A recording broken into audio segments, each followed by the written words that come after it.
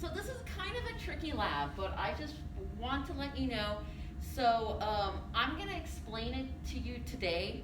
You're going to try doing it on Monday or Tuesday, whenever your lab section is. And you can come in here again, or you can Zoom in if you're really, if you have questions. And then the next day, so either Wednesday or Thursday, we're going to give everyone the right answers. So you can catch the things you did wrong, and you're probably going to do a few little things wrong. And then you can come in again or Zoom in, and we can help you do the corrections. And we're actually going to grade you that you did the work right, which we can kind of see, sort of like with math. You have to work through the problems. But first, I have a PowerPoint that might be a little bit review. All of this is also in chapter 10 of your textbook. But we're basically going to talk about phylogenies. So those are trees of evolutionary relationships. And here again, because it's zoology, we're just looking at animals. So, and I know you've heard about some of this in 181, but systematics is basically the study of making these evolutionary trees. And they can include extant species, which are ones that are around today, or extinct ones if we have a good fossil record. We're just going to be working with extant species and looking at hypothetical relationships. Taxonomy is similar, but it actually predates systematics. So taxonomy is just the science of grouping organisms. So the person who came up with that was Linnaeus, and he actually did not believe in evolution at all. He was just really into categorizing what he described as God's creation. So we sometimes run into problems where in early taxonomy, things were defined in different ways, and we now realize they shouldn't be grouped that way. And so we'll talk about that a little more later on. And it's actually something that does plague animal biology a little bit.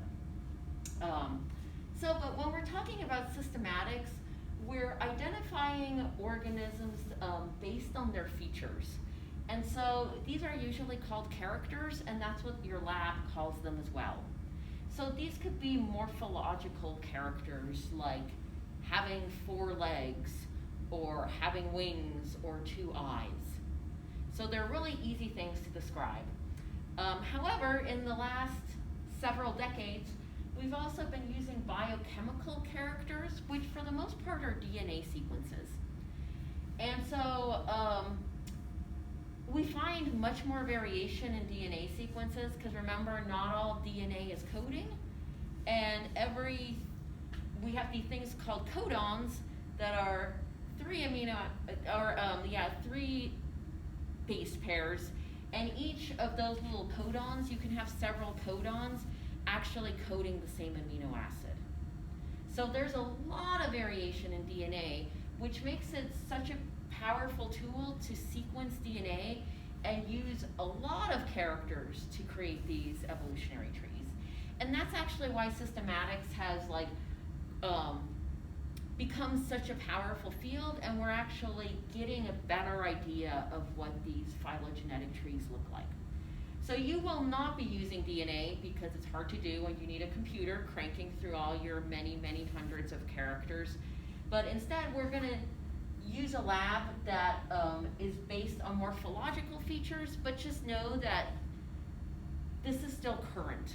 So right now we have computers that are basically looking at hundreds or thousands of characters at once, building all possible trees and selecting the best one. But again, we need a computer to do that. However, regardless of what the character is, if it's a homology, it's a character that results from common ancestry. So that means, if there's a certain DNA sequence, the ancestor had that DNA sequence, and now these other lineages that came from that ancestors have preserved that same DNA sequence. A homoplasy is non-homologous, so it's something that's similar but not due to common ancestry. So a really good example is the body shape of a shark and a dolphin. So they're both predators, they both live in the ocean, they're both really fast, They look similar, but they actually have very different ancestors. So a dolphin is a mammal that would have terrestrial ancestors. The shark is a type of fish that does not have any terrestrial ancestors.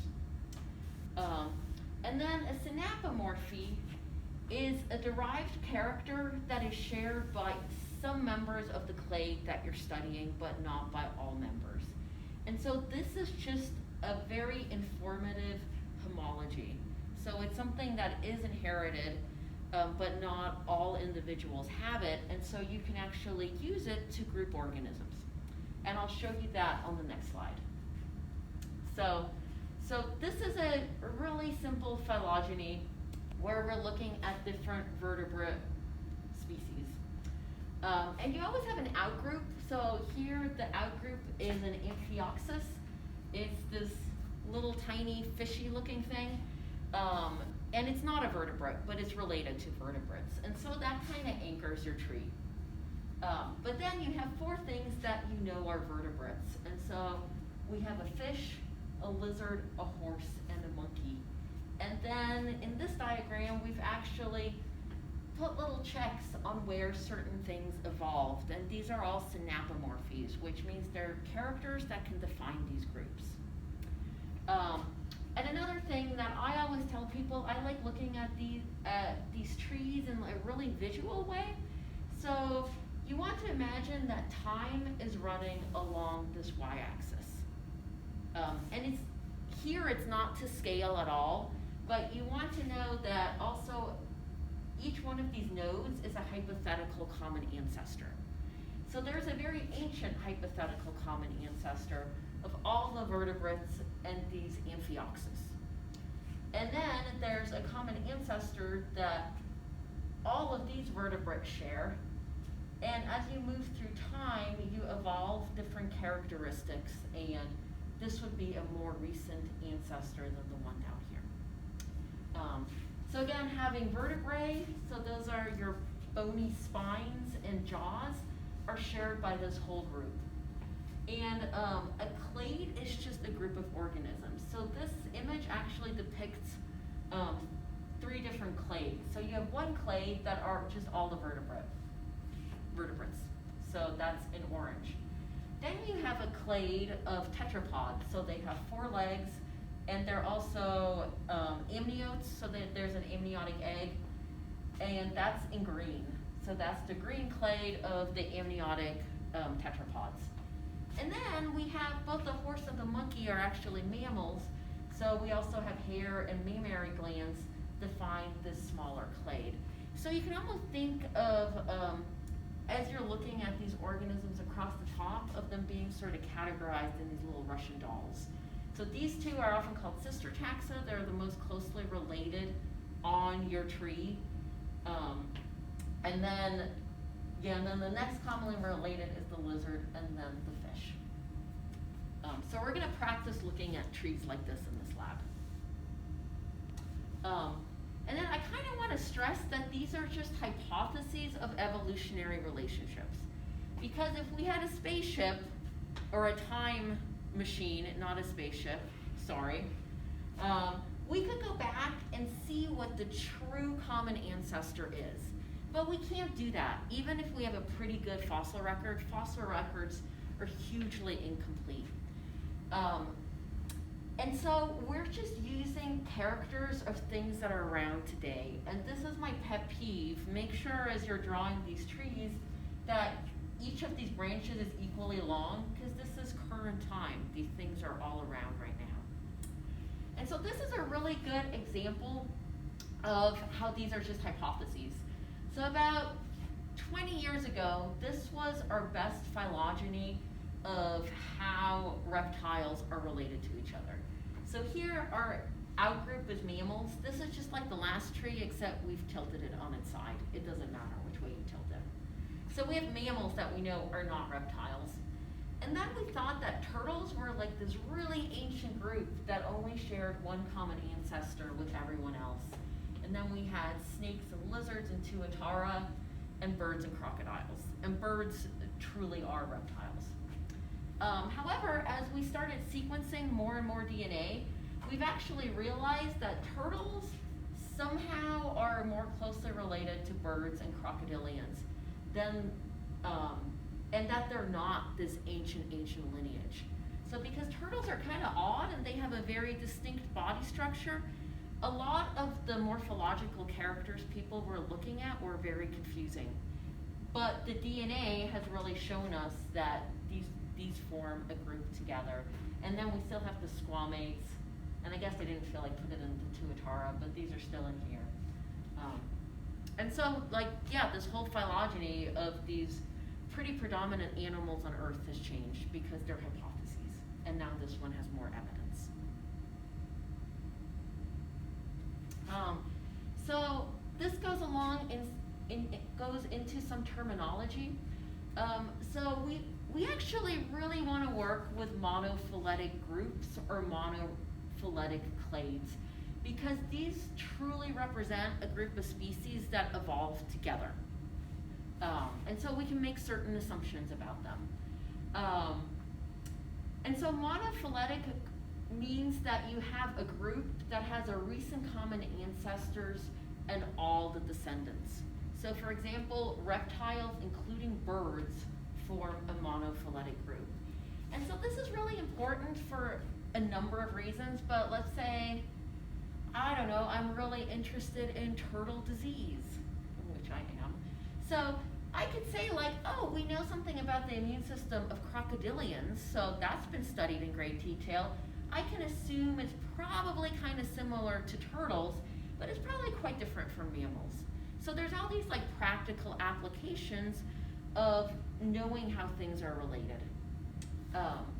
But again, remember how I was saying that taxonomy messed some of this up? So this early science of just binning things based on what we thought were important morphological characteristics, we actually bin birds as belonging with the mammals because they're hot-blooded, so they're endothermic, and they're really active. And so these were actually taken out of this group of reptiles. And so historically, because of these historic reasons, we still study herpetology or the study of reptiles, amphibians, completely differently from ornithology, which is the study of birds. And so studying reptiles but excluding birds is actually using a paraphyletic group. So paraphyletic means we're looking at a recent common ancestor and just some of the descendants. And then, so this would be reptiles excluding birds.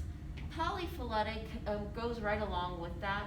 It means that you do not include the most recent common ancestor of all members of the group. So let's say you were studying endothermic vertebrates, you just study birds and mammals, which actually lots of people do, but you leave out all of these other descendants. And so again, you're painting a picture that isn't quite true, and you're probably missing some important information in that case. And then we looked at this in lab. So this is the current phylogeny of life on Earth, and again we have these three large domains. So this actually is a really large phylogenetic tree, right? It's just tilted on the side again. And so we can also, for example, talk about protists. So some people study protists, which are the unicellular eukaryotes. And these actually, again, are not a monophyletic group. Actually, there should be a period here and not a question mark, not a monophyletic group, because it excludes the plants, the animals, and the fungi. So that's another example. And then this is the last slide. And it just kind of gets into how we're defining things in zoology. So at one point, you may have learned this Linnaean naming system of kingdom, phylum, class, order, family, genus, and species. And so these really, again, do not reflect evolutionary hypotheses. We just talked about how kingdoms don't exist anymore. So there's now domains, there's no kingdom animalia. And none of these really, these definitions relate to a distinct period of evolutionary time. So you can't say, well, all phyla mean that those organisms evolved 3 million years ago, and class means they only evolved 100,000 years ago. And so we don't really care about them that much anymore. And in this class, we are only really going to use phyla, genus, and species. And so when we're looking at groups of organisms within the animals or the metazoa, phyla actually, at the very latest, originated right at the Cambrian explosion. So there is actually an evolutionary time that we can mark these as. So we know they're all really ancient. And that they have characters, so these synapomorphies that define these phyla. So we'll keep on talking. Actually, like each of our labs is going to focus on one phylum per lab. So it makes a lot of sense. So I do want you guys to know phyla names. And then genus and species we use to identify specific species. And at least for animal biology, it works pretty well. So the species concept sometimes is a little fuzzier and it's sometimes a little clearer. But this is where you always capitalize the genus name, you write the species name in lowercase, and you put it in italics or underline it. So those are the 3 things you should know. All right. So I think that is it for our slides. Also kind of an overview into animal biology. And now we're going to go into this exercise. And I know at least some of you have been exposed to this idea before. It's a little confusing, and when you get it, it's like a, aha, now it all makes sense. So again, that's why we're doing this as sort of a twofold lab. And you don't need your lab books for this yet, so that's another reason we're doing this early in the semester. And so if you take out your piece of paper, what you'll see at the bottom is you have this chart, and we're going to be working with these 4 hypothetical species. And we're going to be putting them into these evolutionary trees, and you guys are going to, well, on your paper it's already drawn out for you, but you should have 3 trees. And those 3 trees represent all possible combinations of how these species could be related to each other. And you're also given these characters. And so these characters go along with morphological features that are on top of the chart, like number of legs and number of eyes. And so that's what this is telling you. So, and I actually forget which ones are which. Look at this. So, for example, we're told that species A has 2 eyes, species B has 1 eye, C has 2 eyes. And then O is our outgroup, and it has none of these characteristics. Because again, these characteristics define these different species and how they're related to each other. So they're synapomorphies. And what you're going to do is for each of your trees, you're going to mark down the number of evolutionary changes that would have had to occur. And remember that this is time. And so here, yeah, A would be in this scenario, A is the oldest lineage, and then B and C are sister groups. And I'll show you how to go through and mark these evolutionary changes. And then at the very end, you're supposed to mark down which tree is the one you're going to pick as your best hypotheses. And that's going to be the one with the least number of evolutionary changes. And in science, that's called parsimony. So the hypothesis with the easiest explanation, or the hypothesis in this case with the least amount of evolution that had to occur, is the one we pick. And again, this is exactly what computer programs do, but instead of having 3 sets of characters, they might have 100 or 1,000, and they'd be based on DNA code. So the first thing you're going to do is on top of these organisms, you're going to put their characters. So we know O has 0 eyes, it does not have a shell, and it also has 0 legs. A has 2 eyes, no shell, and no legs. B has 1 eye, 1 shell, and 2 legs. And then C has 2 eyes, no shell, and 4 legs. And there is no quick way of doing this. So I promise you, you cannot just look at this and immediately know the answer. So instead, you have to go through the first character first. And you also can't go across the top. And my best way of explaining this is you kind of have to go through time and trace how these things would evolve. And we can actually flip-flop B and C. So each of these nodes can be flip-flopped. And so if you just look at the changes across the top, you're going to count B and C wrong. And the reason for that is, this is just another way of drawing the same tree. Every one of these nodes could be flipped. For our eyes, we're really used to reading from left to right. So we like drawing the trees like this, but this is actually the exact same evolutionary relationship because A is still the most ancient and B and C are still sister taxa. So those are the little caveats. So, and you can actually just follow along on the first tree. The one I drew up is exactly what you're supposed to do. And so we're going to look at this first characteristic, which again is number of eyes. And so we know that ancestrally, there were no eyes. So then, we're going to say, oh, the next ancient one is A, and it has 2 eyes. And it doesn't really matter if it has 1 or 2. We're just here assuming, again, the simple thing that 2 eyes evolved down here. And so that's one evolutionary change. We went from having no eyes to having eyes. And then we go over here, and we see that, so yeah, we can say we know there's 2 eyes that evolved down here, and you actually don't have to draw this in. It's actually kind of confusing once you get through all the different things. But we would expect both B and C to have 2 eyes. However, we find only C has 2 eyes, so that's no change. But B now just has 1 eye. So we're assuming somewhere on this lineage we got 1 eye that evolved, so that's another change.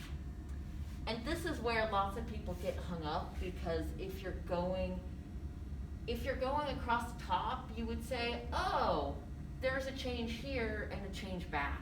But remember that 2 eyes is this ancestral trait. We assume it still occurs right here, and then you have a loss of 1 eye on this lineage. So we're going to erase this to not make it super messy. But we're going to keep these hashtags, and now we're going to go to the next one, which looks at shells. And so you have to do one characteristic at a time. So again, ancestrally we had no shell. And then we go over here and we're like, oh, A still has no shell, nothing happened. And then we go over here, and again, we would expect these organisms not to have a shell at all, which is true, C does not have a shell. But B actually evolved a shell, so that's another change. And then we only have one more character to do. So we're doing this last one, which is number of legs. And so ancestrally, we have no legs. We go over here, A still has no legs. But then we go over here, and B has 2 legs, and C has 4 legs. So we actually got 2 different changes on that one. And so, now you did all the characteristics, you know that this tree represents 5 evolutionary changes. And we actually went through, none of these should be much trickier, but just to let you know, every single tree has a different number of changes. So I'll kind of let you guys go on and try the other trees. And then after you've done this exercise, there's also a couple of fill in the blanks to fill in. you're gonna work on a slightly more complicated problem where you're given 4 real species, so a frog, a butterfly, a jellyfish, and a sponge, and you have to first fill in the characters, and there's 4 of them, and then you'll have a little summary where you again have 4 characters for each one that you fill in on your chart, and then you're supposed to draw. Again, you only have 3 trees, and your sponge is the outgroup. And then you're supposed to go through this whole thing again. And one of the things you'll notice is that if you have 4 characters, you're going to get a lot more changes. And it's actually a lot harder to tally. But the process is exactly the same.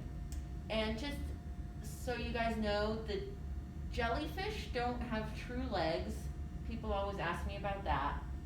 And then I already filled out the symmetry ones for you because I wouldn't expect you guys to know what organisms have what kind of symmetry. So yeah, take a stab at it. You can either come to class or video in on Monday, Tuesday, and then on Wednesday, Thursday, I'm going to give you all these correct answers. And you're probably going to find that you messed some stuff up, and then we'll walk through what you did wrong and catch those problems. All right, thanks guys.